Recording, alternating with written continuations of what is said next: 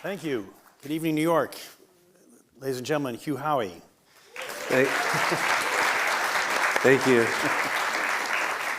So, Hugh. Yes. I would like to begin. I'm going to begin with a three-part question. Okay. I'm going to make you cover all like three that. parts. Okay. But they kind of go together. So what I'd like you to do is, because your route to the New York Times-bestselling list, it was unusual in many ways. And so I'd like to start by having you set the stage for where you were in your life as you began writing Wool, as you at that point in time. Yeah. And then what was the impetus to write Wool? And then how did you help it find its audience? Yeah. So starting with, really set the stage. Tell us what was going on in your life at the time when you wrote Wool.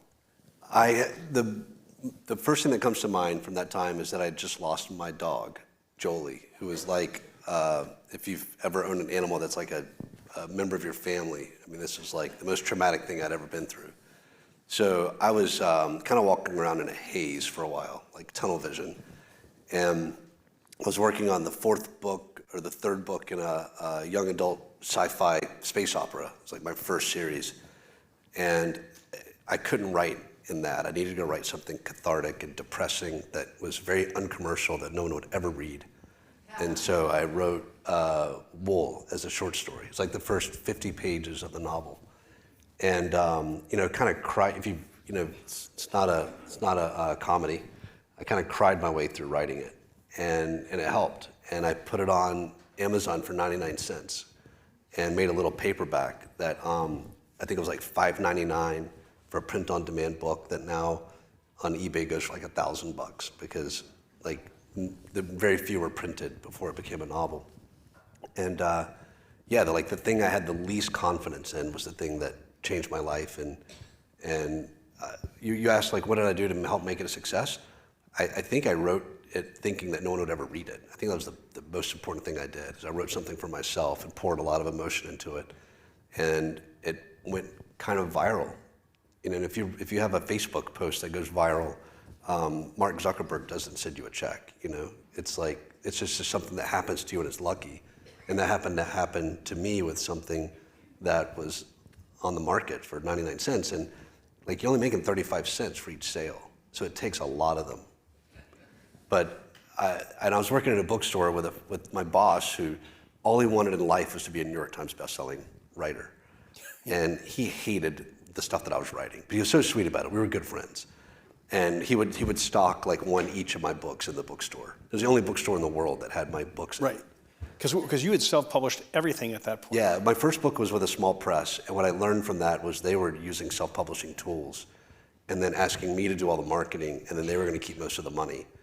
Right. And so when I got a contract for the second book, I said, actually, can I buy the rights back to the first one? And from there on, I never even thought about publishers again. I was just like, I just want to tell stories. My sister, who's in the first row here, was like my first major fan. My cousin Lisa, like they were bugging me for sequels. So I was writing to an audience of like three. How old were you when the first book that you wrote your first book? I was 32. 32, right. Yeah. And so what had you been doing between like 20 and 32? I dropped out of college because I was living on a little sailboat, and I realized I was going to go get a job and work for 30 or 40 years to save up to buy a sailboat to go sail around the world. And then I thought, wait, I'm already on a sailboat. Let's skip the 30 or 40 year plan. Yeah. And I didn't think it through because you kind of need money for this. I didn't realize that. Yeah. So I threw the dock lines and took off and made it as far as the Bahamas. And I started in South Carolina. Sailing around the world, going from South Carolina to the Bahamas is not a big dent in the plan. But I had the best time. I ran out of money and started doing odd jobs for people on boats because I was like 22 years old, and most people who were retired doing this are in their 60s. And the light goes off at the top of the mast, and I'm the guy who will climb up and change it, and I'll scrape the bottom of their boat, and they'll feed me a meal. I was like a stray dog that people were taking care of. And so that turned into a 10-year career working on yachts. Yeah. And got my captain's license. I still haven't finished college. So I've just been kind of bouncing around since I took off on that sailboat. Yeah. So you come home, in essence, and you go to work in the bookstore. And did you start writing immediately when you got home? Was that part of the plan when you came home? You said, I'm done with the ocean. What I really want to do is write? Or how did that process begin? My plan was, when I was 12 years old, I read Hitchhiker's Guide to the Galaxy and Ender's Game back to back. And I wanted to do nothing but like create worlds like that. So I actually started writing my first book when I was 12 on an Apple IIe computer that my dad had. And I got like 3 chapters in and lost interest in my own story. Yeah. And for the next 20 years, if there's writers in the audience, you've all been there, right? Like I've started way more books than I've finished. For the next 20 years, I'd get an idea for a book, I'd get super excited, I'd write a few chapters, and I'd give up on it. But it became like my one bucket list thing. I wanted to write a book. And it wasn't until I got out of yachting that I had the free time, and was kind of like, I actually went to a writing conference where I was kind of blogging about writing and interviewing authors and stuff. And I sat in on a panel where this mother-son writing duo were on the panel, and someone raised their hand in the audience and said, I want to write a book and I'm having a hard time. And this author, she stood up and slapped the table, and she pointed at this lady and she was like, you stop talking about writing, and you stop thinking about writing, and you stop telling people you're gonna write, and you sit down and you write. She started yelling at her. And I'm like on the other side of the audience, but my hair was blown back because this lady was seeing my soul. Right. And I was like, oh my God, what am I doing? I went home from that and wrote my first novel, like in a week, uninterrupted, like her yelling over my shoulder kind of the whole time. Okay, so you you write, and you'd written 6 books by the time you were doing Wool or something like that? Yeah, Wool was like my 7th thing. Yeah, but all for a relatively small audience, you felt like at the time, right? Yeah, mostly my mom and my sister. Yeah, right. They're all here tonight. Yeah. Most of the audience, okay. So, I would have died to have this many readers. Yeah, it's true. Okay, so then you will, and as you say, it starts to you self-publish it, and you're seeing through Amazon, I guess, through Amazon self-publishing, through the portal, how many are selling every day. Real time. Right. Like the number goes up when you refresh. Right. Which is, as an author, you wait 8 months to find out what happened. Find out anything. Yeah. So, okay, yes. So what was that like to sort of see it beginning to scale up? It was so good for me and so bad for my boss, Bill Pillow, who was sitting beside me. Who wanted to be the writer. Yeah, and he was like, wait, what do you mean? Like, and it's, at some point you're just excited to get like one review of someone that's not related to you. Yeah. Because it's hard to get anybody to write a review. You mean like on Amazon? On Amazon. Yeah. It's the best thing you can do for a book that you love, is to go write like a 5-star review. But then I started seeing that my audience was, I'd have people friending me on Facebook that I didn't know. Right. And that's when I realized something was happening. And there was a bit of a seed. There was like there's a group of people who called themselves like the first 1,000. They're like, because Facebook lets you have like 5,000 friends before it caps you or something like that. And I was just saying yes to everyone. Anybody who sent me a friend invite, and I'll still do that if I have room, like send me a friend invite. I'm not discerning. You guys are all amazing. But so there was like a little seed of people that when Wool hit, they loved it enough that everyone told 10 other people. And I didn't understand how that process worked till I did my first book tour. And instead of taking audience questions, I had questions for the audience. I was like, what have y'all done? Why am I here? What happened? And I was like polling people. And the thing that I heard from so many people was that when they finished reading that first short story, they went and told like everyone they knew, you have to read this. It's only 99 cents. It's only 50 pages. You can read it over your lunch break. And I had no master plan. These things all just worked to my advantage. But they also wanted to know what was going to happen next, right?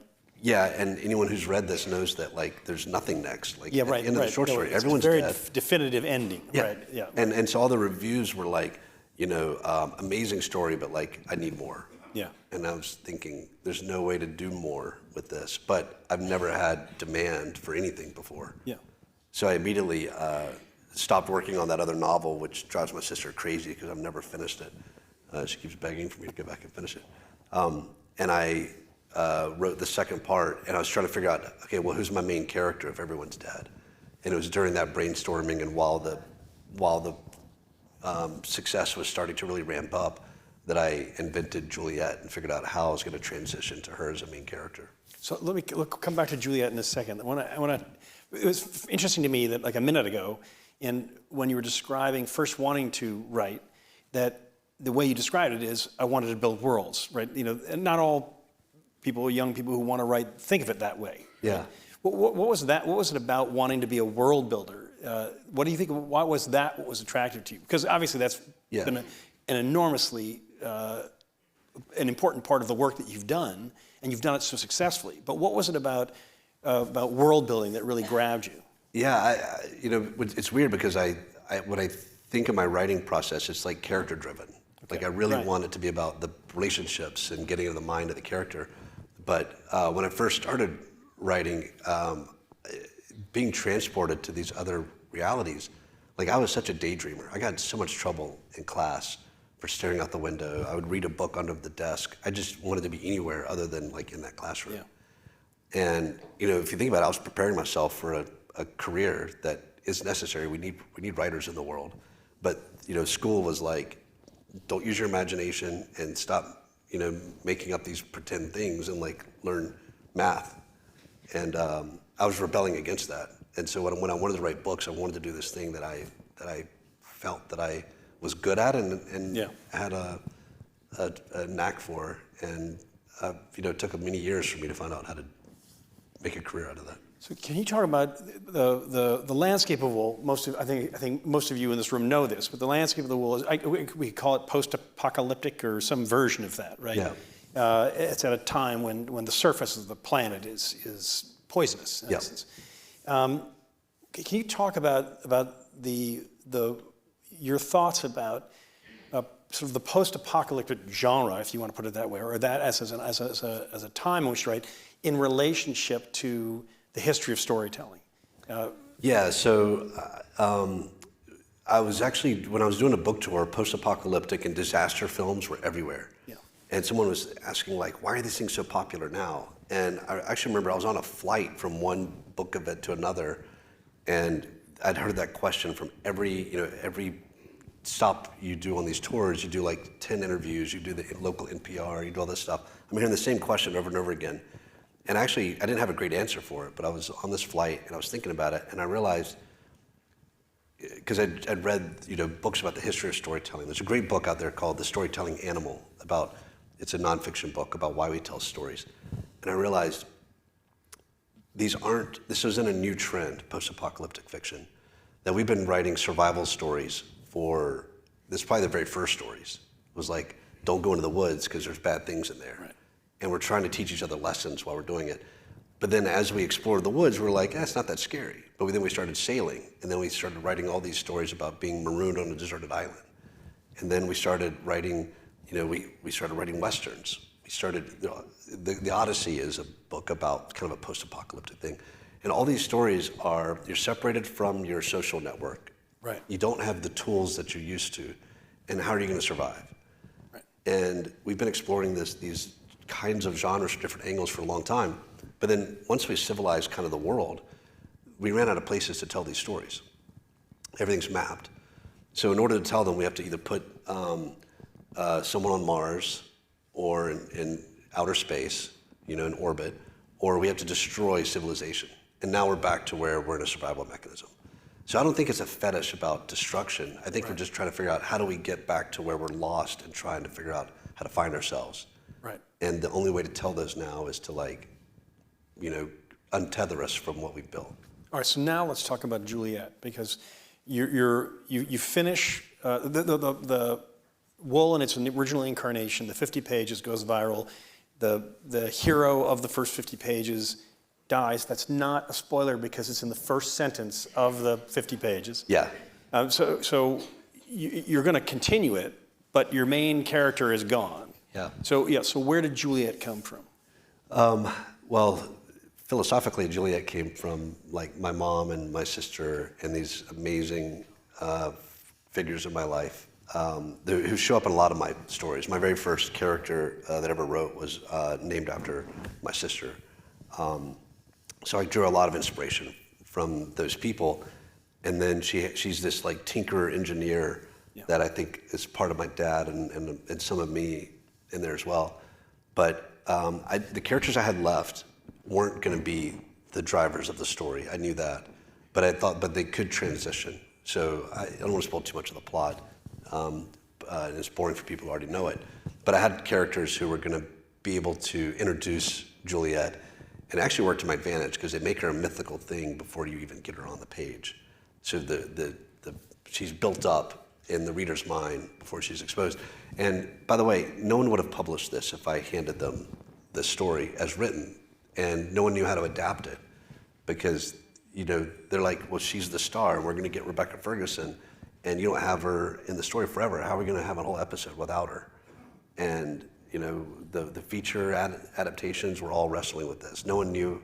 It was just I had no plan. Like I was kind of stumbling my way into this, and then once it's a bestseller, people expect it to be faithful, and I created a lot of problems. Yeah. Okay. The fact that she's works in the maintenance arena, fixing on a constant basis the inner workings of the silo. That seems to fit very well thematically with what you were just saying about the sort of your version of what the post-apocalyptic genre is about. I mean, people taking a situation where they've lost their network, their tools, and have to survive and fix it. So in that sense, she seems like the perfect central figure for the rest of the story. Yeah.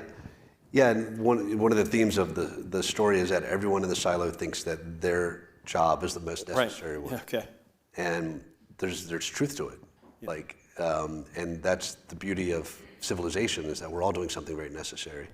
But so it's the bias of each character in the silo that the silo couldn't exist without me. And I think she has as good of justification for that as anybody. Yeah, sure. I think one of the interesting paradoxes about the book is that from a narrative standpoint, you're in this silo, you're not allowed to leave, you're not allowed to talk about leaving, as a rule of the society, and so it's a very claustrophobic, in theory, environment. And you start with a focus on a single character, the sheriff, and it's from the sheriff's perspective until the end of that first 50 pages.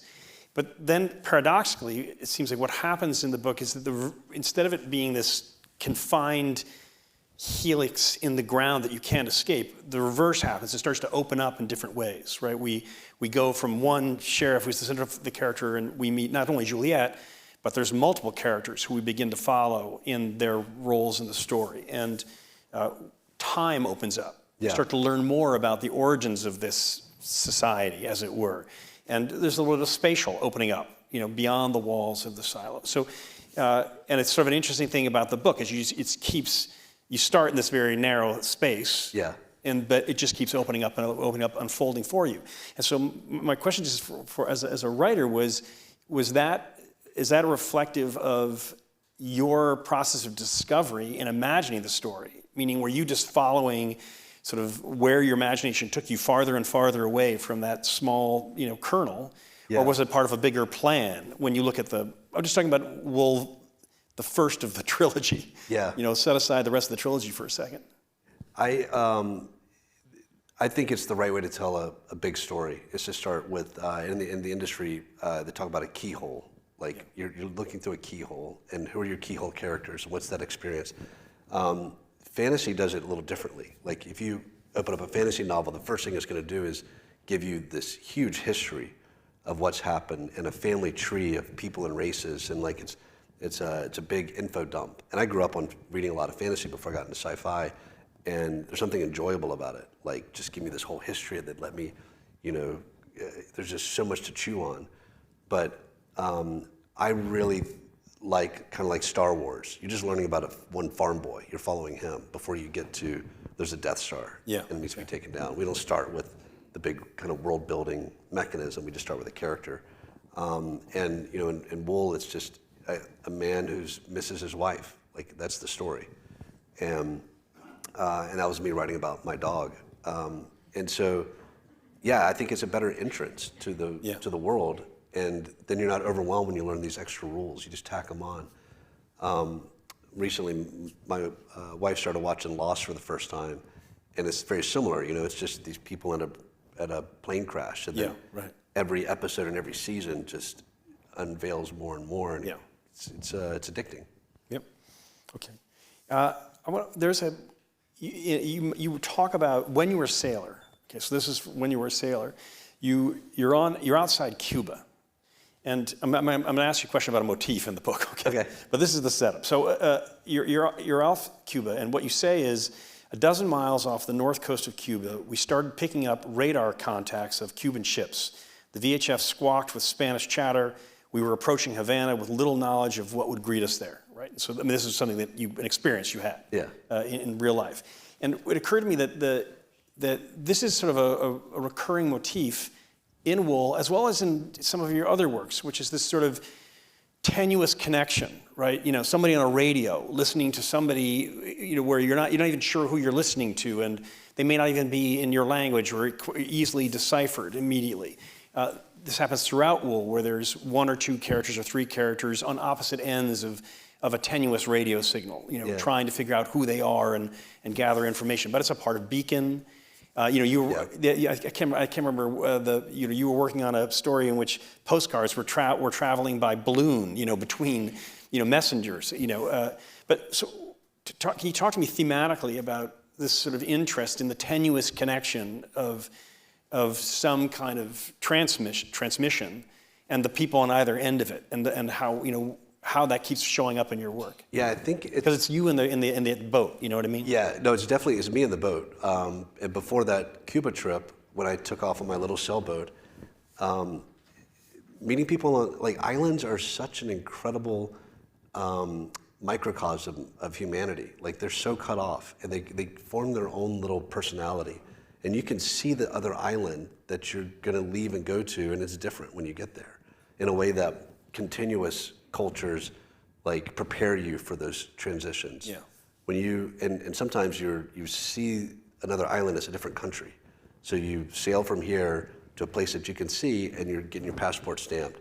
And there's no interconnected, if you go from Spain to Italy, where the places are connected, it starts to blend, and people speak both languages, and the cuisine overlaps. But islands don't do that. They do something very similar to what they do to nature, which is fascinated Darwin. Right. We start to see speciation between them, and cultures do that in a very stark way. And this blew my mind, because I grew up on a farm. My dad was a farmer, my mom was a school teacher. I grew up in a very rural part of the country. And next thing I know, I'm sailing from one country to another, and just being absolutely, my mind was blown by the differences in cultures I was encountering. And the first thing I thought was, we're so different from each other. And it took me about a year of this immersion before I started seeing that we're not different at all. We're the same people, and we look so hard for our differences. We try to find them in order to group ourselves out. But there are people who, I mentioned the Odyssey earlier, that book was written over 2,000 years ago in a different language. And when we read it, and it's going to be adapted right now, feature, when we read it, that story still makes sense. We still understand the frustration of wanting to get home. We still understand the jealousy and the fear and all the things the characters are going through. So 2,000 years in a different language aren't enough to take the humanity out of it. And now that I've sailed most of the world, what really strikes me is that we're so similar. We just have a really hard time getting the communication down to find that. And it's been a frustration of mine as someone who only speaks one language well, that I spent 4 months in French Polynesia, and I could not get to know the people the way I could in Tonga or in Panama. I could find out about their childhoods and their families. And so I think that lack of communication has been a big frustration in my life, and it goes into the stories. Because I think most of the time, if we could just get to know each other, we would realize we're the same, and a lot of the problems that we find in the plots of these stories would disappear. You're friends with a man named Stuart Brand, and Stuart, for those of you who don't know, he's about 86 years old. He's a great futurist and environmentalist. He created the Whole Earth Catalog, and recently he's been talking a lot about this notion that he takes a look at cities that have been destroyed during wartime, and he observes that we look at these destroyed cities from wars and imagine that the lesson to be learned is about man's inhumanity to man and the man's destructive capabilities, and it's also the sort of it's all going to end badly a little bit kind of built into it. And what he'll then do is look at these cities 20 years after the war, where they've been rebuilt entirely, and he's like, maybe we're taking the wrong lesson, in that when you see these cities destroyed and rebuilt, they seem to be symbols of perseverance, of endurance, of the will to continue on and progress. Now that's as glass half full as you can. He's such an optimistic guy. Yeah, as you can be. It's probably the fullest half full glass that there is. But you've said certain things that are similar to that in the way that you talk about the world of wool and of the narrative that you've built, in terms of that it is. There's a lot of darkness around the edge of the story, and there's a lot of threat within the story. But you see it as in the half full, from the half full angle, it seems. Is that right? Yeah. The dedication in the original book was to those who dare to hope, and that kind of guided me in the writing of the whole story. And this is from Holston, the original protagonist, to Juliet. The heroes are the people who think the world can be fixed and made better. And when I signed the book, if any of you have a book that I've signed, I probably wrote "Dare to Hope" in it and signed my name. And I think we have to be pragmatic and be aware of the problems, but the problem is usually on the front page, and the solution is on page like 7B. In the newspaper, you mean? Yeah. Everywhere, just buried in the comments, and that's our survival mechanism. Like we have to focus on the immediate dangers, but then as we transcend those dangers, we don't really appreciate the work we did to get there. And holding those two at the same time, where you are aware of what's wrong and you have the sense of duty to make the world a better place, while also being appreciative of the people who came before us who made the world a better place. Yeah. Like doing both of those at the same time is very difficult, because you sound naive and Pollyannish if you're just talking about how we've fixed the ozone layer and we've acid rain is no longer a thing, and all these other things that we've sorted out, while we're also worried about what's going on in LA and what's going on in Ukraine. Yeah. So I am hopeful, but it's only because I've seen that we've rebuilt things, we've made progress. That doesn't mean we should just coast and trust everything will get better. It means we have to keep doing the right things to make the world better, and then I don't know, be pragmatic with a smile on your face instead of thinking that being depressed is going to make a difference. Right. Okay. This is someone who writes post-apocalyptic. Yeah, I know. And people meet me all the time, and they're like, "You seem really happy." I've had so many people have come up to me and they're preppers, and they're like, "So what kind of knife you prefer?" Yeah, right. All kinds of survival stuff. I'm like, none of that. Yeah, I was gonna ask you. I'm a happy person. Rob Reiner has said that when he was making Harry Met Sally, that the original movie, the script, as it was being filmed, ended with Harry and Sally parting and never being together. But while shooting the movie, he fell in love to his current wife, and so he got hopeful. He rewrote the ending of the movie so that they're together, Harry and Sally together. So if you follow Hugh on Instagram, you know that he fell in love a couple of years ago, immediately was engaged, got married quickly. He's on a 10-year honeymoon right now. Yeah. So are we going to get happier endings in your books? Is that No, I'll still do terrible. Okay. All right. So, but you get the full afterglow of that. First time we were apart, I came and stayed with you, and I think you were worried about me. Yes, right. Because I went on a trip to look for polar bears in the Arctic, and I was cut off from civilization for 2 weeks. No internet, all people knew when I got on that boat was I was not interested in dating maybe ever again. Yeah. Then I came off and I'm like, I'm getting married, and you were like, we might need an intervention. Yeah. Yes. But then you met Shay, and you're like, you should marry her as quickly as possible. Yeah, no, that's true. Then you're worried about what's wrong with her. It's true. So before we talk about before we take questions, I want to ask one question about the the adaptation to Silo, the Apple series, which has been a big hit for Apple and deservedly so. It can be a very fraught thing for an author to have their work transferred, adapted for screen for obvious reasons, because they're going to change it in some ways, and some of those ways are not going to make the author, you happy, or potentially. Yeah. And I think you have a very interesting and unusual attitude about the way you view the adaptation of your work, and I want you to share that. And what I'm talking about is your sort of your idea about apex moments. Oh yeah, you love that. I do love that. Yeah. Take the apex moment thing first. There are so many places that an artistic career can go poorly. Trying to get something made, let's just take like Hollywood, for instance. You can write so much and get one no in the process and it never gets made.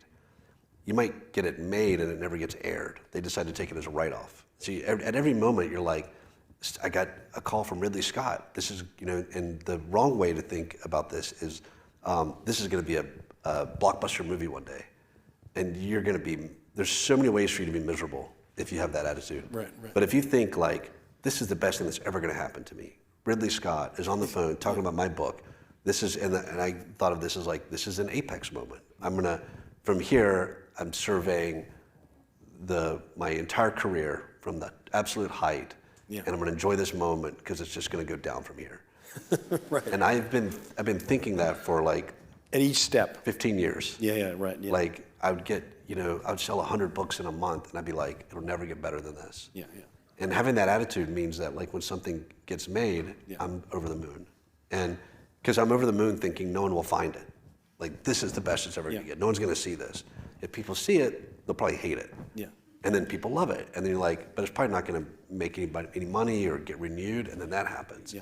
And so every step along the way, I tell myself I'm at the very top, because it helps you soak it in. Yeah. It's not being defeatist. You're not saying like, I don't want anything more. It's just like there was a day that I dreamed of this moment, and so take it in. Don't take it for granted. Yeah. Thinking about the next moment. Yeah. I think when we talked about this idea, he was sharing this idea originally, we talked about it in the sort of the context of let's say going along a trail where you make, you ascend to a peak and suddenly you have the view at the peak, and then you go back down into the wooded trail, and then you climb your way up to the next peak, or let's say what it is. And as you said, I think at that time, is that when you hit a peak, you want to stop and congratulate yourself in a way from the fact that you climbed this ascent, but you also want to take in the view because you're never going to see that view again. Exactly. Right? This is your one chance to sort of take in that moment. And anyway, this very wise. This is an apex moment for me. Oh, yeah, okay. Being on stage with you, one of my favorite writers to ever live. I'm sure. Yeah, see, oh, yeah. One of my favorite people. It's very sweet. The other part of that question was you were asking about my philosophy towards adaptation. Yeah. So early on, I had people writing fan fiction in the world of Wool, and I was very plugged into a writing community online, a lot of forums where we were just trying to figure out how to self-publish at the same time. And I had a lot of friends there. They were just like digital friends. And one wrote a piece of fan fiction in one of the silos and sent it to me. It was like, do you mind if I push this on my website or my blog? And I was like, yeah, mind, because like you should be getting paid as a writer, like publish it. And that was my attitude for everything. Like, if you have a story, get it out there. Why is it in a drawer? Let someone discover it. And once that happened, people were like, is that okay for us to do? And I was like, sure. And so there's been maybe, hundreds, maybe 1,000 of these other silo stories that have been written and published. Wow. And the authors keep all the money. I get nothing from it. It was just that I go back to the like oral tradition of storytelling, where, again, to mention the Odyssey for the third time tonight, that just started as a campfire story that people would add on and make their own. Yeah. And so I'm very pro fan fiction, and my attitude towards adaptations is someone's telling a different version of the same story. Yeah. The book's going to stay the same. Like, if you prefer this version, go read this again. Yeah. And that kept me in the writer's room of being very open to making it the best story for that medium. And I think most writers, I don't know where you fall in this camp, but like a lot of them don't want, like any change is like an affront to their creative vision, and that's a good way for like nothing to get made. Right, right. Or to be miserable. Or to be miserable. As an artist. Yeah. Okay, so let me I'll turn to some questions here from the audience. This begins, hi Hugh, from somebody. Okay, someone who knows me. I realize that the show has differences with the books, but is it ever strange or surreal to see the actors in hair, makeup, and costume like, wow, that's my character? Totally. Also, just like any other person who's like read a book and then seen it on TV, once you see that character, that's, if you read the book, like it's Tim Robbins. Yes, right. No, it's true. Yeah, right. I probably need to edit the book because I think in the book he's like He's short, right? Yeah. Yeah. So I need to fix that. Yeah. Yeah, our eyes are such a powerful sense that they overpower everything else. Yeah. So once you've seen the sets and the costumes and the people, that becomes kind of the new reality. Yeah, it's hard to imagine it from scratch at that point. Yeah. We've been very lucky with the casting. Like, it's just crazy that people were able to get. And also the set. I think the set is a very good interpretation of your work visually. Yeah. They're all fans. The people who made the show were all reading the book, which actually upset some of the showrunner was telling people, like, stop reading that. Yeah, that's not what we're making. Yeah, I don't want you guys to argue with me. We're making my script. Exactly. Just as an aside, is there an element in the series where you're like, oh, that's great? Like, what a great, I wish I had included that in the book, or, that I wish I had a chance to investigate that in the book, or whatever. Yeah, I think, like I like the costumes so much better than the coveralls. Yeah. When you're writing sci-fi, you can kind of do shorthand stuff that helps with the allegory. Yeah. But it wouldn't make for a good visual. Interesting. Yeah. Right. Yeah. So I think the costume department has been incredible, especially Common's leather jacket. Like I want to do a whole short story about how that thing has survived. Yeah. Okay. Hugh, if there was a tear in the space-time continuum, and you had to start over today with the Wool manuscript, what would you do differently with self-publishing, if anything? Thanks, from Mike. That's a great question. I don't think I would be able to write a book like this again if I knew people were going to read it. I think the biggest advantage I had back then was I was kind of writing for a small audience. I was very intimate, like we were all Facebook friends. And I think if I'd have known it was going to be in 40 languages and millions of people were going to read it, I would have just stared at my cursor all day. Yeah. Like, someone's going to, no matter what I write, someone's going to hate it. Yeah. And if you're out there writing in obscurity right now, enjoy it. Get that backlist written because it's the best creative time of your life. It might be the hardest. Yeah. Like financial time and time management, all these other things might be terrible, but for your creativity, there's nothing like obscurity. Yeah. Okay. In writing Shift, how much of this apocalyptic backstory did you already have in the back of your head while writing Wool? And how much did you figure out after? Were the Senator, Donald, and the end of the world inspired by any real people and events?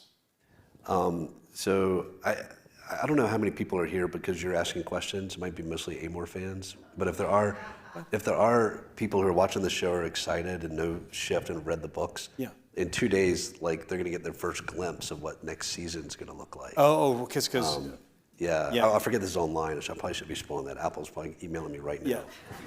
Yeah. But for those of you who don't know, the first 2 seasons cover what happens in the book in this volume, right? So the third season is tipping over into Shift. Yeah.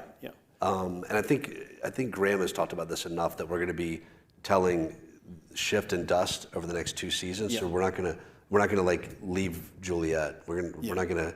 We have Rebecca Ferguson under contract. We're gonna use it. She's a winning asset. She's a winning asset. And stick with it. But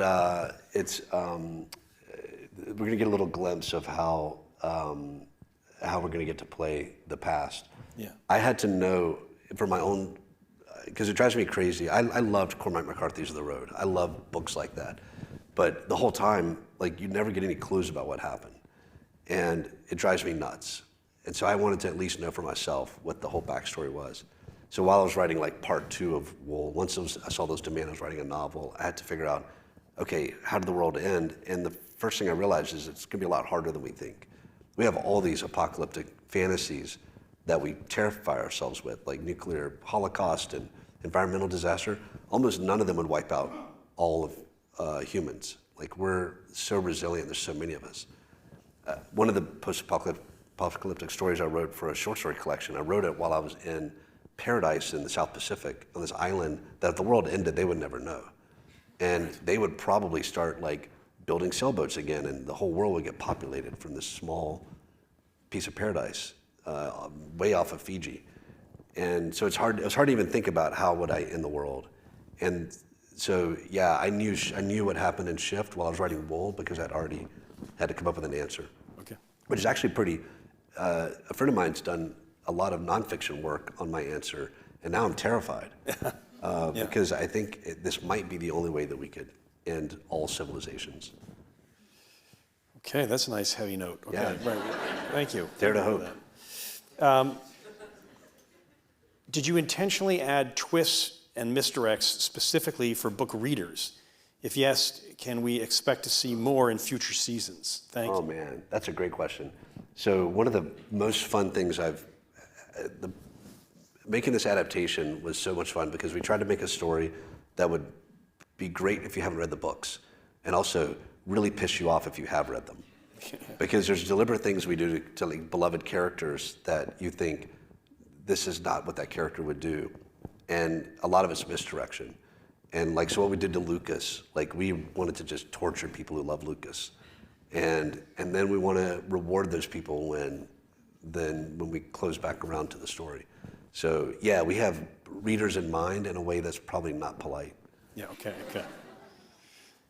Were any of the show only characters or plot lines derived from your notes, discussions with the showrunners? If not, is there one you wish was? Yeah, so I was lucky to be in the writer's room when we were laying out the whole series. We really detailed the pilot, like beat by beat, and then we had all 10 episodes laid out, and we did all that work together. And to Graham's credit, Graham was a huge fan of this book, and the reason this show got made was because Graham was attached. He's such a legend. If you don't know, he's done like Slow Horses and The Americans and Justified and just some of the best TV ever. And Apple and AMC made this show because Graham was attached. But the reason Graham got attached was because he loved the book.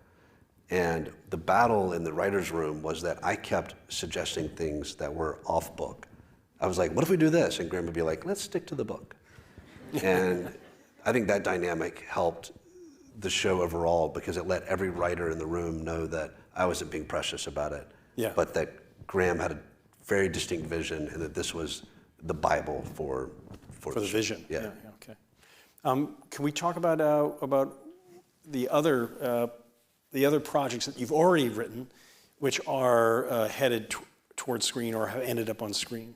Yeah. So I wrote a Twitter thread years ago about how nothing gets made in Hollywood. And it was written as a way of answering, so people would stop emailing me saying, when's Wool going to become a TV show or a movie? And my answer was like, it never is, because nothing ever gets made, and that's the way I deal with mantra, Hollywood. yeah.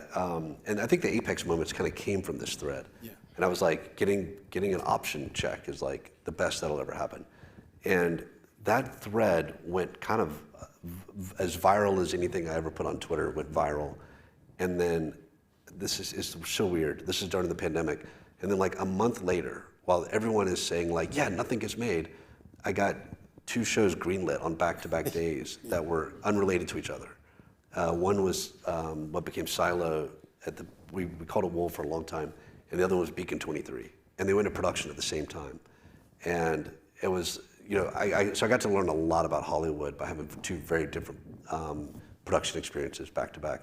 And then at the same time, Sand started getting a lot of interest, and we did a deal. I don't know if it's even been announced. We did a deal with Steven Spielberg's team, and they're writing on it now.